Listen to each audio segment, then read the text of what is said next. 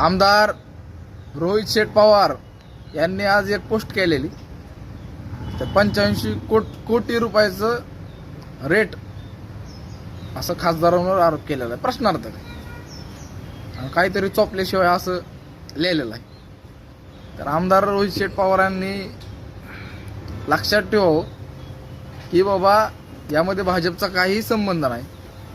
शिवसेना ही दुसऱ्या शिवसेनेमध्ये गेलेले आहेत खासदार, विनाकारण ह्याच्यामध्ये काही आरोप करू नये. पण रोहित शेठ आपल्या पक्षाचे खासदार आता तरी नीट सांभाळा, त्यांच्यावर लक्ष ठेवा, नाहीतर काय होईल सांगू शकत नाही. बघा आता तुम्हीच लक्ष ठेवा, आम्हाला काय घेणं देणं पडलेलं नाही. आणि जरा तुम्ही आता सावध राहावा, येणाऱ्या काळामध्ये काय होते ते सांगू शकत नाही, राजकारणात काही होऊ शकतं. आज एवढंच बोलतो. धन्यवाद रोहित शेठ.